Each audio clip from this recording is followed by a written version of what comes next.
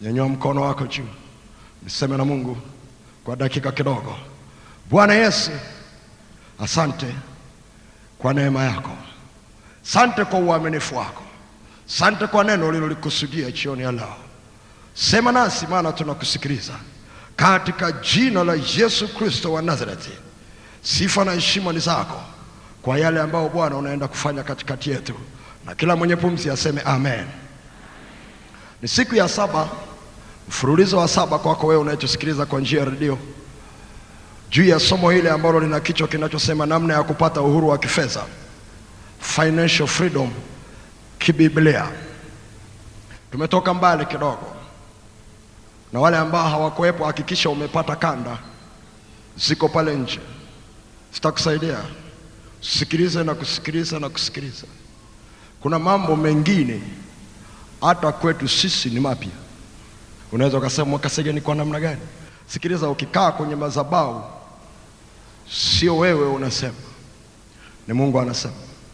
Na kama Mungu anasema, kuna vitu vingine atasema hata yule msemaji ndio anavisikia kwa mara ya kwanza. Kwa hiyo ni kazi yake na yeye kurudi kutafuta kanda, au kurudi na kukaa chini na kuanza kumuuliza Mungu, hiki kitu ndio kinakaaje, ili kusudi hata kama na yeye kuna mahali hajaweka mambo yake vizuri, aweke mambo yake vizuri. Ndio maana Biblia inasema neno ni upanga ukatao kuwili, haiwezekani ukate kumoja. Haleluya, haleluya. Mimi sijui kwa upande wako, lakini nafikiri nina enjoy hili somo labda kuliko hata wewe, maana kadri ninavyotoa mimi napokea zaidi. Ndivyo Biblia inasema, wapeni watu vitu nanyi mtapewa kwa kipimo cha kushindiliwa na cha kusukusuku. Ukiwapa neno na watapewa. Oh, haleluya, haleluya, haleluya. Nataka kuendelea kidogo katika kuangalia juu ya namna ya kupata uhuru wa kifedha kibiblia, ambao moyo wako bado utaendelea kukaa sawa na Mungu wako, lakini hali yako ya fedha inaongezeka. Bado hali yako ya kumtumikia Mungu inakuwa nzuri, kwa sababu sio sawa kibiblia uendelee kufanikiwa kifedha alafu hali yako ya kiroho iendelee kupoa. Uendelee kufanikiwa kifedha alafu hali yako ya utumishi iendelee kupoa. Kibiblia sio sawa. Sio sawa uendelee kifedha alafu uende jehanamu. Huo sio mpango wa Mungu. Mpango wa Mungu upo kabisa. Anaweza akakufanikisha katika maisha ya duniani hapa na ya baadaye. Ndivyo ilivyoandikwa kwenye Biblia, na ndicho Mungu anachotaka. Hata ukisoma kwenye waraka wa 3 wa Yohana, ile sura ya 1 mstari wa 2, neno linasema, mpenzi, naomba ufanikiwe katika mambo yote. Sema mambo yote. Maana yake pamoja na pesa. Anataka tufanikiwe katika mambo yote na kuwa na afya zetu kama vile roho zetu zifanikiwavyo. Inamaanisha kipimo cha kufanikiwa kwetu kwa nje ni kufanikiwa kwa kiroho chetu. Inamaanisha kama roho zetu zinajipanga vizuri na Mungu, uwe na uhakika hayo mafanikio na nje yataonekana. Kama mafanikio hayaonekani nje kwenye eneo fulani, inamaanisha hata roho yako kwenye hilo eneo haijafanikiwa. Haleluya. Sasa turudi kwenye mfano wetu ambao tulikuwa tunakwenda nao, ili niende haraka mahali ninapotaka kufika leo. Fikiria mapato yako ni shilingi 100,000 kwa mwezi, lakini mahitaji yako kwa mwezi yana gharama ya shilingi 1,000,000. Kwa hiyo una upungufu wa shilingi 900,000 ili kufikia uhuru huo wa kifedha wa kukutana na mahitaji yako yote kimungu. Tunaenda sawa sawa? Na bado ndani yangu ninasikia kukushirikisha vitu vingine vitakavyoweza kukusaidia hiyo 900,000 unaipataje bila kumkosea Mungu. Bwana Yesu asifiwe. Bwana Yesu asifiwe. Bwana Yesu asifiwe. Kama hupendi pesa yako iongezeke, kufuatana na Biblia, hata pesa kidogo ulionayo itakukimbia. Maana ni tabia ya pesa kuongezeka, na inampenda yule ambaye anaweza kaiongeza vizuri tena haraka. Yule ambaye anashindwa kuiongeza inamkimbia. Ningekuwa wewe, ningechangamka kuiongeza. Maana ni kibiblia, ndio tabia ya pesa. Haikai mahali ambapo haiongezeki, haikai. Baada ya muda inakimbia. Ni kibiblia kabisa. Sasa yako mambo mawili ambayo nataka kuongezea leo ya kukusaidia. Maana jana tulikuwa tunazungumza habari za maombi. Juzi tukazungumza habari za aina mbalimbali za vipato. Wacha nikuongezee vitu vichache leo, vingine viwili. Cha kwanza ni hiki. Ujiulize maswali haya. Yako maswali mawili. Ukipata majibu yake, usogea hatua tano leo. Swali la kwanza: je, una vitu gani ulivyo navyo ambavyo sasa hivi havikupi pesa yoyote, lakini vinaweza vikakuletea fedha ukijua namna ya kufanya? Una vitu gani ulivyo navyo ambavyo kwa sasa hivi vipo tu, havikupi pesa yoyote, lakini vinaweza kukuletea fedha ukijua kitu cha kufanya? Wafalme wa Pili ile sura ya 4 mstari wa 1 mpaka wa 7. Wafalme wa Pili sura ya 4 mstari wa 1 mpaka wa 7 ni habari ya ajabu sana. Tunamuona mama mjane ambaye alikuwa amefiwa na mume wake, na mume wake amemwachia madeni. Yule aliyekuwa na mdai mume wake amekuja kumfuata yule mama mjane kudai alipwe, na alipokuja kudai, yule mama hakuwa na kitu cha kulipa. Yule aliyekuwa na mdai akasema, tachukua watoto wako. Wakafanya kazi mpaka hilo deni limelipwa.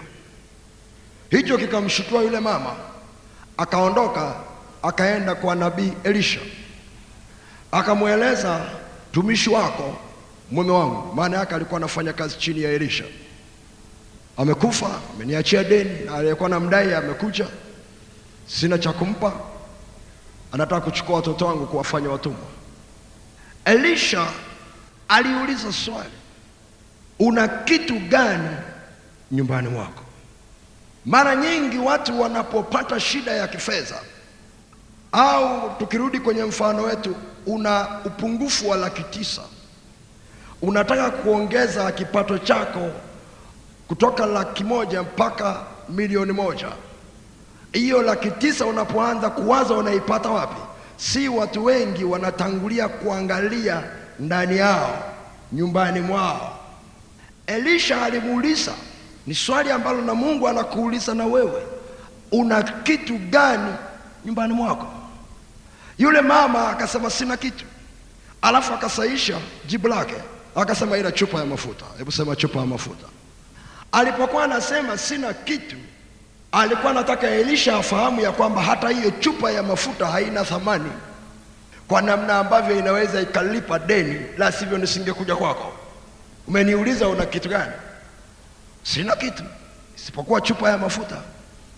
Ndipo Elisha akamwambia, nenda kwa jirani zako wote, hebu sema wote, ukatake vyombo vitupu, alafu vilete nyumbani mwako, mimi nayo mafuta. Alafu story ikakatikia hapo. Yule mama akaondoka. Sijui kwa nini hakuuliza nikisha mimina nifanyeje. Biblia iseme kama aliuliza, maana la sivyo asingetafuta vyombo vichache. Maana alisema usitake vichache, katake vingi. Wakaenda wakakusanya vile vyombo vitupu, wakavileta ndani, wakaanza kumimina mafuta wakati wamejifungia. Wakamimina yale mafuta, alafu vyombo vikawa vimeisha. Anawauliza watoto wake, leta vyombo vingine. Wakasema vimekwisha, na mafuta yakakoma. Unisikilize, mafuta hayakukoma mpaka vyombo vitupu vilipokoma. Akaenda kumuuliza Elisha. Elisha akamwambia, uza, kalipe deni lako, na yaliyobaki tumia wewe na watoto wako. Bwana Yesu asifiwe.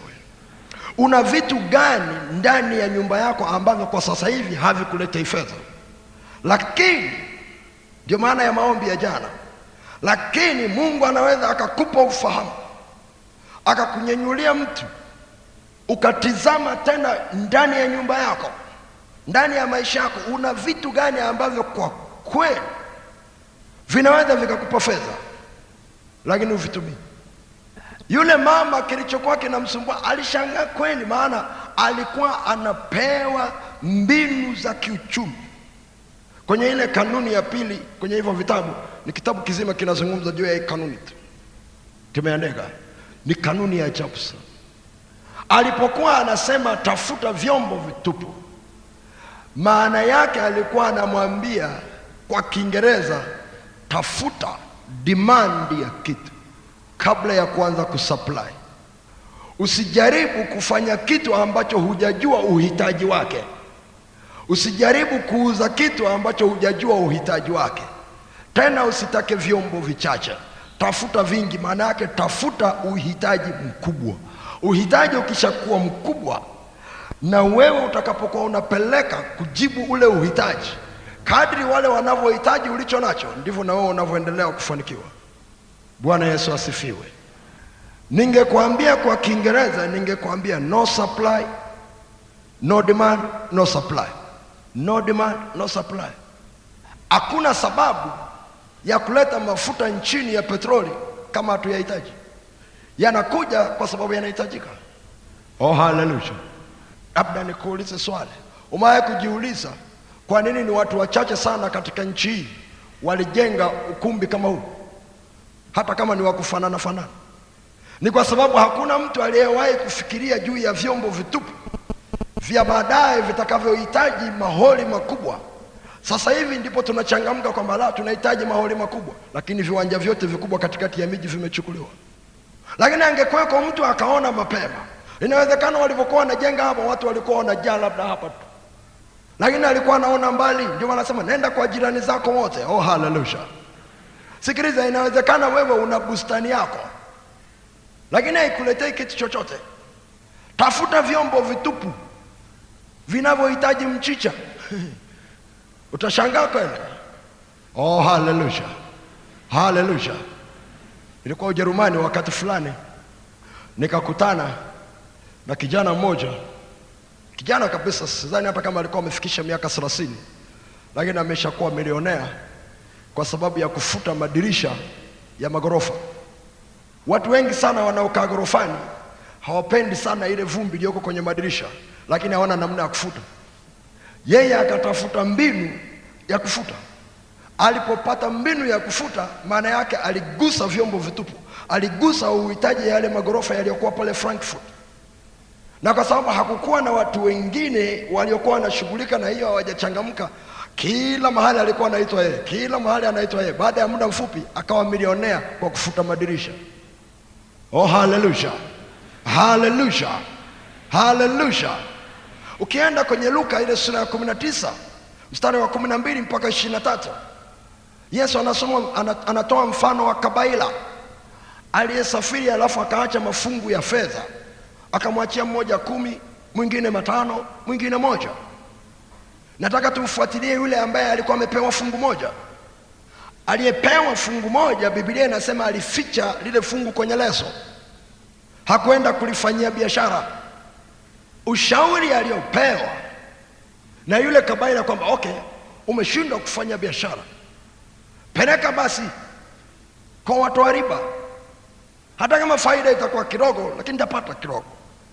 Una pesa ngapi ulioweka nyumbani kwako ambayo haina kazi? Nasubiri Christmas, sikumbuki ni nchi gani nilienda, au ilikuwa Uingereza au ilikuwa Canada. Nilikuta kampeni ya benki kuu ya hiyo nchi ikiwashauri wananchi wake wakusanye coins zilizo nyumbani. Kwa mwezi mmoja ile nchi ilikusanya coins zenye thamani ya dola milioni 4. Ni pesa ambazo zilikuwa nyumbani, mwingine amerushia juu ya meza, mwingine amerushia kwenye kabati, zingine zimedondoka chini. Wakasema hebu kusanya. Umewahi kufikiri ukatengeneza kopo lako mahali, kama unaona hela hizo zinakusumbua mfukoni, change, tumbukiza tu kidogo kidogo, tumbukiza tu kidogo kidogo. Zikishafika mahali, peleka kwa watoa riba. Hazitakaa hapo ndani ya nyumba yako zinapoteza thamani. Afadhali ziende mahali ambapo angalau utapata riba kidogo. Tunaenda pamoja? Oh, haleluya. Na kufikirisha tu mawazo, maana sijui mazingira ulio nayo. Kuna wengine wana mawazo na wana ubunifu, lakini hawajajua namna ya kugeuza uwe pesa. Nilikuwa nazungumza na rafiki yangu mmoja, manager wa benki mahali. Nikasema, ndugu, ninahitaji ushauri hapa. Akasema, ushauri gani? Nikasema, ndugu, spidi ya kumtumikia Mungu tulionayo imeongezeka. Kwa hiyo muda tunaokaa kwenye kumtumikia Mungu ni mkubwa zaidi kuliko wakati mwingine. Kwa hiyo imetubana muda wetu kufanya mambo mengine ya kuongeza kipato. Lakini mahitaji hayanionei huruma kwamba kwa sababu huyu anamtumikia Mungu ngoja tupungue, ndio yanaongezeka. Nikama, sasa naomba unishauri. Nikaambia, kwanza naomba unishauri namna ya kubadilisha mawazo nilio nayo yawe pesa. Ya pili, nisaidie namna ya kutumia pesa ya wengine ili kupata pesa ya kwangu. Sasa yeye mtu wa benki akaelewa maana yake nini. Maana yake, natumiaje pesa ya benki kupata pesa yangu? Nikamwambia, naomba usiniambie habari za kuanzisha mradi, maana sina muda wa kufuatilia mradi. Na tulikaa masaa mawili ananieleza, namuuliza maswali. Sasa usiniulize alinieleza nini, kaulize na wewe ya kwako. Ninachotaka udake hapo ni kwamba unahitaji kufuatilia, kuuliza. Ndio maana Mungu ameweka wataalamu mbalimbali. Kuna vitu vingine huwezi kuvifahamu mpaka upate anayefahamu. Na kama unaona kwamba wewe ni wa maana sana, huwezi kuuliza maswali, utakufa na tai shingoni.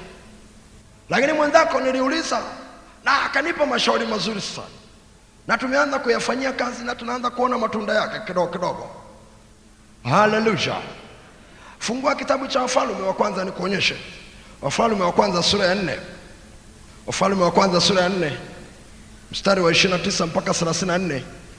Wafalme wa kwanza sura ya 4 29 hadi 34. Anasema hivi, Mungu akampa Suleiman hekima. Hebu sema hekima. Kumbuka jana tulikuwa tunaomba maombi ambayo ndani yake yana hekima. Na akili nyingi sana na moyo mkuu kama mchanga ulioko pwani. Hekima ya Suleiman ikapita hekima ya wana wote wa mashariki na hekima zote za Misri. Kwa kuwa alikuwa na hekima kuliko watu wote, kuliko Etani Mwezrahi na Hemane na Kalkoli na Darda wana wa Maholi. Zikaenea sifa zake kati ya mataifa yote yaliyozunguka. Naye akanena mifano 3,000. Hebu sema mifano 3,000. Alafu nyimbo zake, hebu sema nyimbo zake, zilikuwa 1,500. Akanena habari za miti tangu mwerezi ulioko Lebanoni hata isopo umeao ukutani. Pia akanena habari za wanyama na za ndege na vitambaavyo na samaki. Wakaja wa mataifa yote ili waisikie hekima ya Sulemani toka wafalme wote wa ulimwengu waliokuwa wamepata habari za hekima yake. Niliposoma hii habari nikasema, Mungu unanionyesha kitu gani? Akasema, fikiri Sulemani angeweka haki miliki kwa nyimbo zake zote 1,500, alafu kila anayetaka kurekodi anamlipa. Ndivyo ilivyo siku hizi. Wacha huku watu wanarekodi tu kanda kienyeji nyimbo za watu.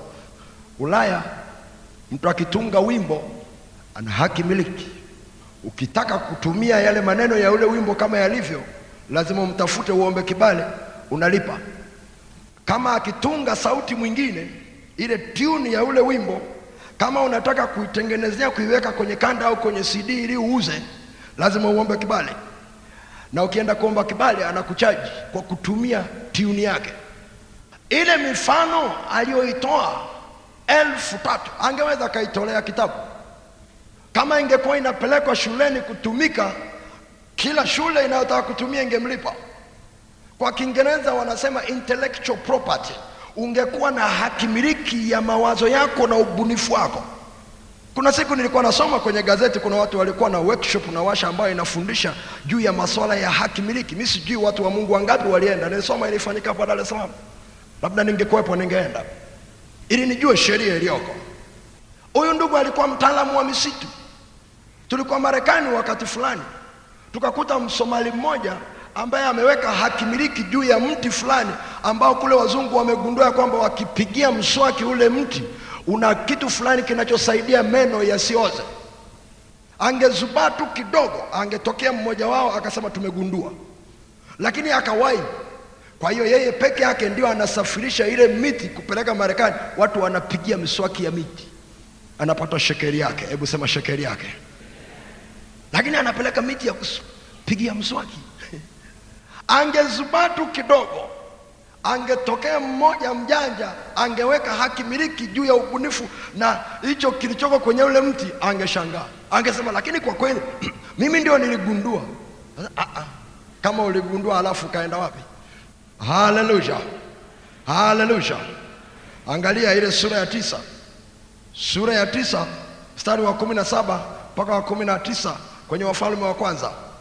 Anasema naye Sulemani akaujenga Gezeri na Bethroni wa chini na Balasi na Tamari ulio nyikani katika nchi, na miji yote ya hazina iliyokuwa yake Sulemani, na miji ya magari yake, na miji ya watu wake wapandao farasi.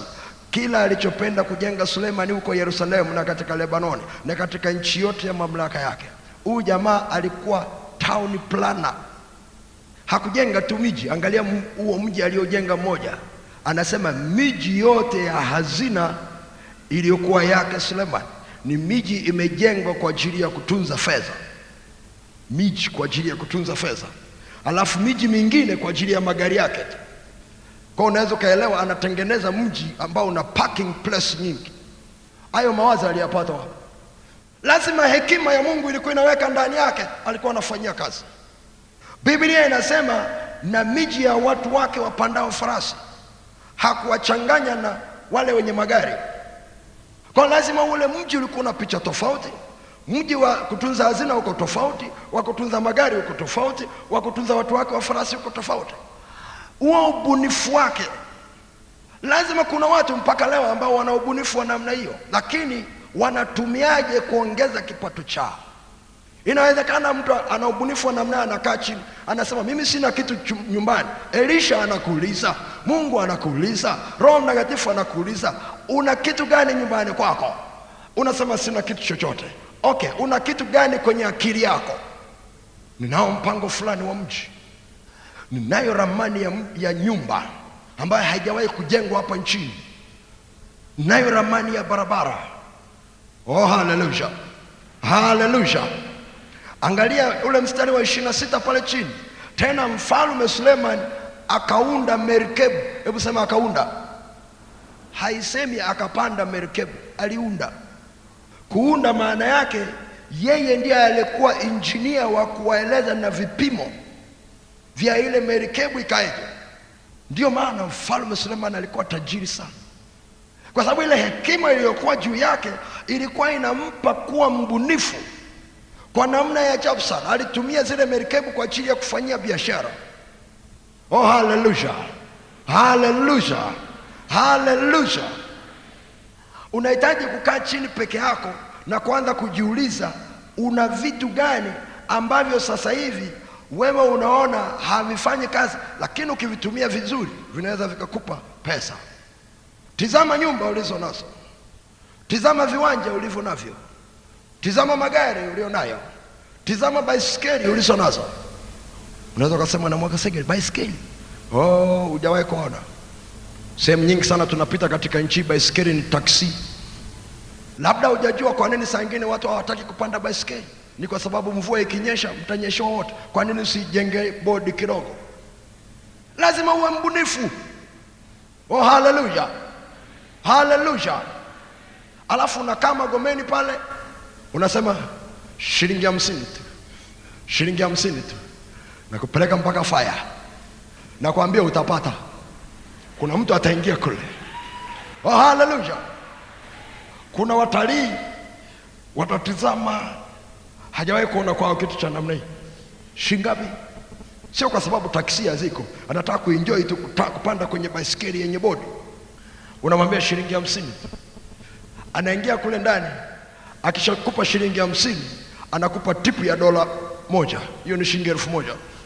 Ukipiga tripu zako kwa siku, oh hallelujah, oh glory to God, glory to God. Kazi ya Roho Mtakatifu ni kukujaza mawazo, na hekima yake inapokuja ni kukujaza mawazo. Unapotoa fungu la 10, kazi yake ni kukuletea ubunifu ndani yako. Ngoja niseme la pili. Una vitu gani vinavyokupa fedha kidogo lakini vinaweza vikakupa zaidi? Vinakupa fedha kidogo, sio kwamba havikupi pesa, vinakupa, lakini unaweza ukakaa chini kipato chake kikaongezeka. Kwenye kitabu cha Mathayo sura 25 mstari wa 14 mpaka 27, Mathayo 25 mstari wa 14 mpaka 27. Haleluya. Yesu anaanza na kusema, maana ni mfano wa mtu atakaye kusafiri. Aliwaita watumwa wake, akaweka kwao mali zake. Akampa mmoja talanta 5, na mmoja talanta 2, na mmoja talanta 1, kila mtu kwa kadri ya uwezo wake akasafiri. Ukienda ule mstari wa 6 anasema, lakini yule aliyepokea moja alikwenda akafukua chini, akaificha fedha ya bwana wake. Hebu sema fedha. Kwa hiyo anaposema talanta pale inamaanisha ni fedha walipewa. Talanta imetumika kuelezea thamani ya ile fedha waliopewa, kiwango fulani ambacho kilikuwa kinafikia talanta 5. Maana yake ni fedha yenye thamani ya talanta 5 kwa wakati ule, mwingine talanta 2, mwingine talanta 1. Hawa wengine wakaenda wakafanya nazo biashara. Huyu wa moja akafukua chini, akaifukia. Baadaye yule mtu aliyewapa zile pesa akarudi. Walipokuwa wanatoa mahesabu yao, yule aliyepewa 5 akapata faida. Ngoja tusome usikie walichoambiwa, mstari wa 20. Akaja yule aliyepokea talanta 5, akaleta talanta nyingine 5, akisema, Bwana, uliweka kwangu talanta 5. Tazama, talanta nyingine 5 nilizopata faida. Bwana wake akamwambia, vema mtumwa mwema na uaminifu. Ulikuwa mwaminifu kwa machache, nitakuweka juu ya mengi. Ingia katika furaha ya bwana wako. Akaja na yule aliyepokea talanta 2, akasema, Bwana, uliweka kwangu talanta 2. Tazama, talanta nyingine 2 nilizopata faida. Bwana wake akamwambia, vema mtumwa mwema na uaminifu. Ulikuwa mwaminifu kwa machache, nitakuweka juu ya mengi. Ingia katika furaha ya bwana wako. Hii habari ni tofauti na ile ambayo tumeisoma kwenye Luka 19. Kwenye Luka 19, mmoja alipewa mafungu 10, mwingine mafungu 5. Walipokuwa wanarudisha, yule aliyepewa mafungu 10, Biblia inasema akapewa mamlaka juu ya miji 10. Huyu wa mafungu 5 akapewa mamlaka juu ya miji 5. Hatuoni hili hapa. Huu ni mfano tofauti. Hapa hawapewi miji, lakini ndani yao wanaambiwa neno la ajabu sana, kwamba ulikuwa mwaminifu kwa kidogo, sasa ninakuweka juu ya mengi. Maana yake ndani yako Mungu anaweka ubunifu wa kukusaidia kile ambacho umefanyia biashara kikawa wewe unakiona ni kikubwa. Mungu anaweza akakutengenezea, akakusaidia ukapata zaidi kwenye biashara hiyo hiyo. Maadamu umemwekwa mwaminifu kwa hiyo ndogo, atakusaidia ikachanganyia. Oh hallelujah, oh hallelujah, hallelujah. Angalia yule aliyekuwa ana talanta 1, kaja na yule aliyepokea talanta 1, akasema, Bwana, nalitambua kwamba wewe mtu mgumu, wavuna usipopanda, wakusanya usipotawanya. Basi nikaogopa, nikaenda nikaificha talanta yako katika ardhi. Tazama, unayo iliyo yako.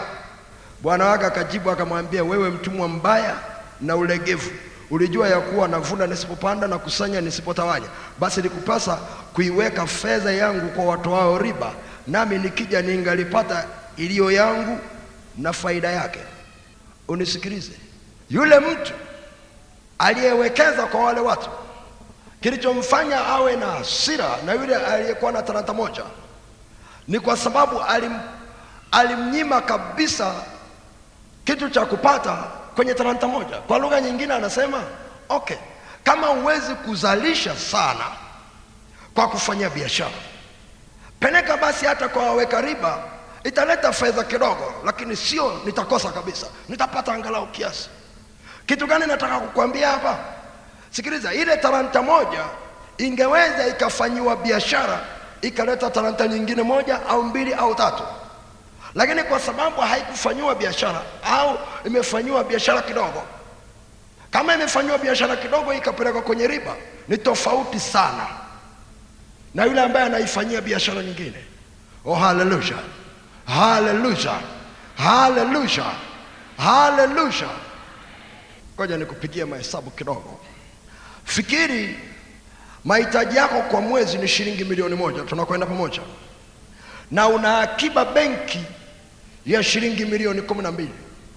Ghafla kipato kinakatika, hiyo milioni 12 itakutosheleza kwa miezi mingapi? 12, sawa? Maanake kama kipato kimekatika kwa namna moja au nyingine, na kama unataka kuishi kwa kiwango kile kile ulichokuwa unaishi cha mahitaji ya milioni moja kwa siku, milioni 12 zinakutosha miezi 12 tu. Baada ya hapo jasho inakutoka kama hujapata kipato kingine. Unisikilize, lakini ukichukua milioni 10 kati ya milioni 2, maana yake ukaziacha zile milioni 2 benki, ukachukua milioni 10 ukaenda kuwekeza, na utakapokuwa umewekeza, mimi sijui, labda unaenda kununua hisa mahali au unaenda kufanya biashara moja safi ambayo inakuletea milioni 1 kama faida kila mwezi. Ziko hizo biashara, unanisikia ninachosema?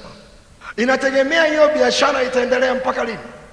Maana kama hiyo biashara inayokuingizia milioni 1 kila mwezi baada ya kuwekeza shilingi milioni 10, kama hiyo biashara itaendelea vizuri miaka 2, miaka 3, inamaanisha pesa ile ile ambayo ni milioni 12 ulipoweka benki ingeisha baada ya miezi 12. Kwa kuwekeza milioni 10 inayokuletea milioni 1 kila mwezi na imeendelea miaka 2, miaka 3, inamaanisha una uwezo wa kukidhi mahitaji yako kwa pesa ile ile tena kidogo kwa miaka 2, miaka 3. Tunaenda pamoja? Oh, haleluya. Si mahesabu watu wengi sana wanapiga, wengi sana wanaweka pesa benki. Kesho nitazungumza habari za akiba, Mungu akiniruhusu itakusaidia. Wanaweka tu kwa sababu ni mazoea, au wamehimizwa kuweka, au wamelazimishwa na waajiri wao kupitisha hela zao benki, na hawaelewi kitu cha kufanya, na zile pesa zinabaki. Kama nilivyokuambia, sikiliza, usije ukafikiri ile pesa benki inakusubiri. Ndio maana pamoja na kwamba ni ya kwako, wameweka kiwango. Ukitaka kuchukua zaidi ya kiwango fulani, lazima utoe taarifa, ili usije ukawakuta hawanazo. Unasema Mwakasege namna gani? Wanaenda kuzifanyia biashara. Wale wanaokwenda kukopa benki na wanafanyia mambo mazuri, wanazalisha vizuri, maana yake wanapata pesa kwa kutumia pesa za kwako. Haleluya, haleluya, haleluya. Mikopo ya benki haina shida kama uchukui kwa ajili ya kula. Chukua kwa ajili ya kuwekeza, na unajua mahali unapowekeza, na unawekeza mahali ambapo hapata kuharibu kiroho, na ukapata mtu wa kukushauri mzuri. Kama itakuletea fedha vizuri, sio ni shida yake. Lakini watu wengi sana hawajajua ya kwamba wanahitaji kutazama ni kitu gani kinawaletea pesa kidogo. Angalia kitabu cha Mithali sura ya 17 mstari wa 16. Usije ukasema Mwakasege alisema, sio mimi, ni Mithali imesema, najiwaiwai mapema. Mithali 17:16 inasema hivi. Nini maana yake? Maana yake ni kitendawili hicho. Nini maana yake? Mpumbavu kuwa na fedha mkononi mwake ya kununulia hekima, ikiwa hana moyo wa ufahamu. Nini maana yake kuwa na pesa huna moyo wa ufahamu? Hiki ni kitendawili. Maana yake una pesa lakini hujajua namna ya kuiongeza. Umeweka mahali, watu wengine wanaitumia na wanaongeza za kwao, wanazirudisha, wanasema nimekuja kuchukua pesa benki, wanakupa, unafikiri zilikuwa zinakusubiri, kumbe zimeenda zimemsaidia mtu mwingine, amepata shekeli yake, amezirudisha. Watu wa benki wanakwambia pesa yako hii bwana, na mwisho wa mwaka wanasema ili uendelee kuweka tunakupa na riba kidogo. Unafikiri hiyo faida wameipata? Lazima wamepata faida kubwa kuliko hiyo, la sivyo benki inafungwa. Haleluya, haleluya, haleluya. Lazima unasoma ishara za uchumi zinavyoenda. Ukiona mabenki yanaongezeka mahali, mwa kujiuliza kwa nini mabenki mengi sana yaliyokuja hayaendi vijijini? Watanzania kwa Watanzania wenyewe wanaotumia huduma za benki ni 6% tu, Lakini nenda kwenye miji ambayo ina wageni wengi, wanatumia benki, utakuta benki nyingi. Wakijaribu kupeleka huko kwingine, watafanya kazi kwa hasara. Oh, haleluya, haleluya. Nilikuwa Uingereza mwezi wa 6 na nilikaa kwenye hoteli moja. Siku moja nikaanza kuongea na yule manager wa ile hoteli. Alinieleza story nzuri sana. Napopata nafasi ya kukutana na watu ambao wanafanya biashara, wanafanikiwa, nataka kuwachokoza na maswali kidogo. Kwa nikaanza kumchokoza yule manager wa ile hoteli niliofikia. Halo, unaendeleaje na biashara yako hapa? Akasema sisi tunaendelea vizuri sana. Nikamwambia unawezaje wakati naona hoteli zingine zinalalamika na nini? Akasema bwana, ni ubunifu. Sasa tulikuwa tumekaa reception yake ni kubwa. Akaniambia unaona ile mitambo ya kompyuta pale ina internet? Akasema akasema ile sio ya kwangu. Nikasema unafanyaje? Akasema unaona ile space ile iliyochukua kadogo hivi. Sasa kwa mwezi ananilipa paundi 700 kutumia kale ka space. Akaniambia unaona na kile kibao pale, wale walioweka tangazo wananilipa kiasi fulani. Akaniambia unaona wale wanaoweka pale simu, ile simu sio ya kwangu. Nikasema sasa unachukuaje hela? Akasema sikiliza, tumekubaliana mgawanyo. Pale wanapotumbukiza fedha, funguo moja anayo yeye, funguo moja ninayo mimi. Akija kuchukua hela lazima na mimi niwepo. Anapofungua na mimi nafungua, tunahesabu wote, tunagawana. Kila eneo kwenye hoteli yake ameweka kitu fulani, lakini sio cha kwake. Alafu akaniambia, nikatizama wale watu wa mamlaka ya hii jiji la London, hapa ninapokaa hapo, nikatizama yale magari yanayopaki. Yanapaki mengine masaa 6, masaa 7, mengine karibu siku nzima wamekuja kufanya kazi. Nikacheki charge yao ya kupaki kwa siku, nikaona ni kubwa sana, maana wanachajiwa pesa mingi. Akasema nikatengeneza space ya garage huku nyuma ya kupaki, alafu nikapunguza bei. Ile bei wanayochaji kule barabarani ya kwangu nikaweka chini, alafu nikatangaza kuna parking space hapa na bei yake ni kadhaa na ulinzi unapata bure. Anasema ghafla watu wakaanza kuingiza magari kule. Anapaki gari yake hapo, pana usalama mpaka jioni anapotoka kazini, na pesa amelipa kidogo kuliko ya mwingine. Lakini kwa sababu anahudumia magari mengi kila siku, anapata pesa nyingi sana. Ile nafasi yeye alikuwa asiitumie, alikuwa anaitumia kwa ajili ya wageni wake. Wageni wake wengi sana wanaokuja pale hawana magari, kwa hiyo iko tupu. Akaamua kuigeuza ile space iwe inamletea shekeli. Una kitu gani nyumbani kwako ambacho akifanyi kazi nzuri lakini kinaweza kikakuletea pesa? Oh, haleluya, haleluya. Maana kama umepewa talanta alafu kaifikia, peleka basi hata kwa wenye riba. Lakini kama umewapeleka kwa wenye riba, je, unaweza ukafikiria namna ya kuifanyia biashara nyingine? Unasema Mwakasege, lakini mimi sina mkono wa biashara. Sawa, inawezekana kuna kitu kingine Mungu anaweza kukupa. Ndio maana ya semina hii. Hakuna sababu ya kuendelea kuwa na nyumba ya kupangisha iliyochakaa. Ongeza thamani ya hiyo nyumba, paka rangi, badilisha vile vyoo vya kuchangia watu 20. Kila familia weka choo cha kwake na bafu lake, alafu pandisha kodi ya nyumba uone kama hawatakuja. Watakuja tu. Nilikuwa nafundisha semina moja kwenye kanisa moja na wachungaji fulani, sitaki kusema ni wapi, lakini katika nchi, na wana hoteli yao. Nilienda pale, tulipokuwa tunafanya semina, nikawauliza swali, je, hii hoteli mnaiendesha kihuduma au kibiashara? Wakaanza kubishana wao wenyewe. Mwingine anasema kihuduma, mwingine anasema kibiashara. Mwingine akasema mbona tukija kwenye mikutano tunakaa bure? Walibishana pale. Nikasema okay, aniambie kiongozi wa kanisa, askofu wao alikuwepo. Nikasema inaendeshwa hii kihuduma au kibiashara? Akasema Mwakasege, vyote. Nikamuuliza manager wa ile hoteli, kwa nini nasema namna hiyo? Kama una uhakika, unaweza kukuta pesa zinaingia kidogo sana bila sababu. kwa sababu kule ndani unaendesha kienyeji, kitu ambacho kiko mahali pazuri, kina nafasi nzuri ambayo unaweza ukatengeneza ikakaa vizuri. Kuna mahali pengine ni pazuri sana kwenye mji, hakuna sababu ya kujenga nyumba ambayo ina ghorofa moja tu. Jenga ghorofa mbili, tumia ile space sawa sawa. Kama unataka kukaa mahali, chukua ghorofa moja, ingine pangisha.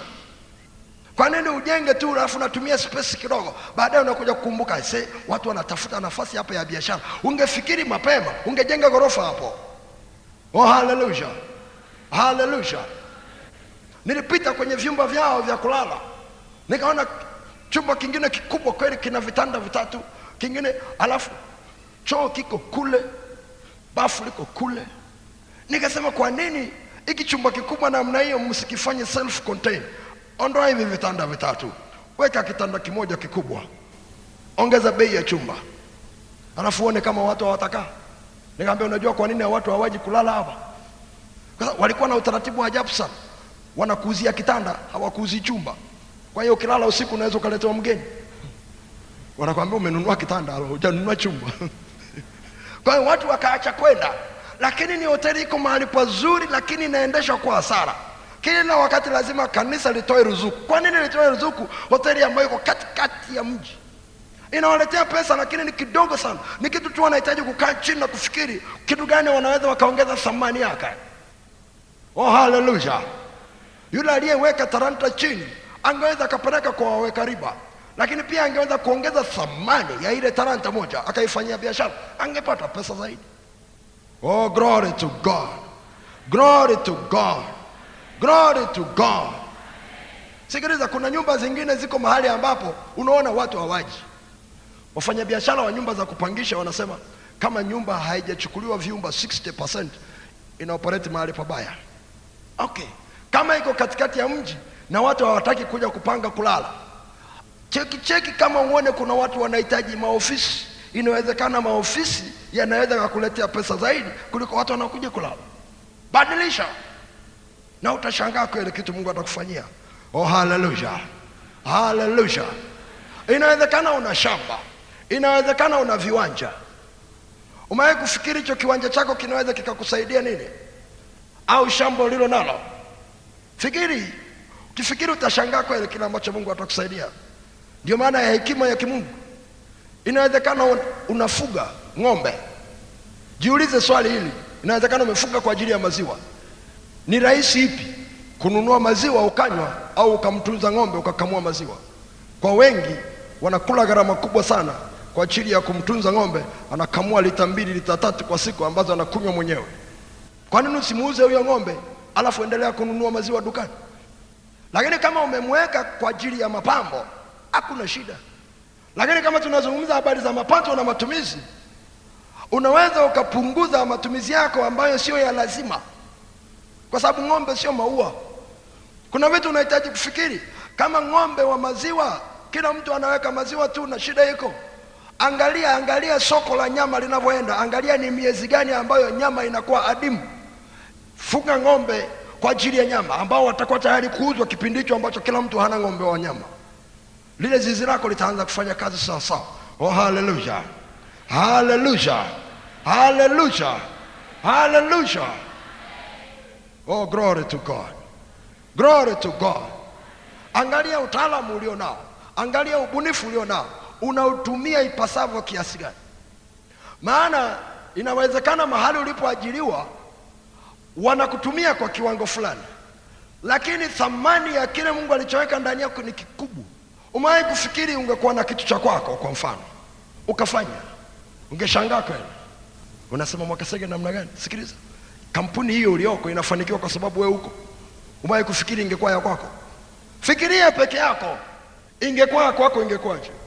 Katika kipindi hiki cha soko huria na mabadiliko ya uchumi, unaweza kufungua kampuni yako. Fungua kimungu, alafu Mungu akupa ubunifu. Utashangaa kweli kile ambacho Mungu atakufanyia. Mungu anauliza swali jioni ya leo, una kitu gani nyumbani mwako ambacho kinaweza kukusaidia? Angekuwa anaiuliza nchi, angesema kuna kitu gani kwenye nchi yako? Ukiangalia nchi ilivyo, hakuna sababu ya sisi kuwa maskini. Hakuna. Lakini kwa sababu hatujafikia mahali pa kutumia vizuri vitu tulivyo navyo. Huwa ninasafiri mara kwa mara. Kuna siku nilikuwa ninatoka Arusha naenda Kasulu kwenye mikutano, nimepanda ndege, vile vindege vidogo vile vyenye injini moja iko hapa kwenye pua. Niko mimi tu na pilot wawili, amekuja kunichukua Arusha na nipeleka Kasulu kwenda kuhubiri. Tumekaa hewani karibu masaa 2.5. Namchungulia ili kusudi kama akipata ugonjwa wa moyo nijue mahali pa kubonyeza. Lakini pia nilikuwa nachungulia chini, maana ilikuwa hairuki juu sana na hakukuwa na mawingu siku ile. Nilikuwa natizama chini. Hujawahi kuona nchi nzuri kama ya kwetu. Ninakwambia ina ardhi, ina mabonde, hujawahi kuona. Lakini utasikia kuna njaa. Kuna maeneo nchi hii unasafiri na kusafiri, hakuna mtu anaweza akafikiri namna ya kuongeza. Wale waliokwenda Kigoma wanafahamu. Niliambiwa Kigoma juzi hawajawahi kupata swala la ukosefu wa chakula tangu tupate uhuru. Hawajui maana yake nini. Hujawahi kuona ardhi nzuri kama ya Kigoma. Kila kitu kinaota na bei yake rahisi, hujawahi kuona. Ukienda kule Tukuyu, mkungu wa ndizi ukiiva bei inapungua. Zile ndizi mnaita ndizi kisukari, mkungu mmoja ukianza kuiva kidogo, kichane kimoja, bei inakuwa juu. Maana yake imekomaa, sasa iko sawa sawa. Unaweza kuambia shilingi 500 mkungu, shilingi 500. Ikiiva nusu, bei inapungua, shilingi 300. Ikiiva kabisa yote, shilingi 200. Ukienda pale wewe mgeni unashangaa shilingi 200, wanafikiri unaogopa bei ni juu, wanasema tutakupunguzia. Lakini ukija Arusha, mkungu huo kichane kimoja shilingi 300 kupata, utabishana kweli, na wala sio tamu kama za kule chini. Yuko wapi atakaye connect hayo mambo mawili? Nenda kule Ukinga, kule mlimani kule, kuna matunda yanaoza kila siku. Ikifika wakati wa matunda, hujawahi kuona eneo lina matunda mazuri kama leo. Oh, hallelujah, hallelujah, hallelujah. Nia yangu ni kuamsha ndani yako fikra za kufikiri, na Roho Mtakatifu kazi yake ni kukupa hekima uone mahali wengine hawaoni. Oh, glory to God, glory to God. Naona Roho Mtakatifu akaniambia yatosha. Hallelujah, glory to you Lord. Thank you Jesus, thank you Jesus. Wangapi wameelewa somo la leo? Umeelewa somo? Utaenda kulifanyia kazi? Yes, yes. Kesho tutaenda kujifunza habari za kuweka akiba, na sababu yake kimungu mambo yatakuwa matamu hujawahi kuona. Yes, hallelujah.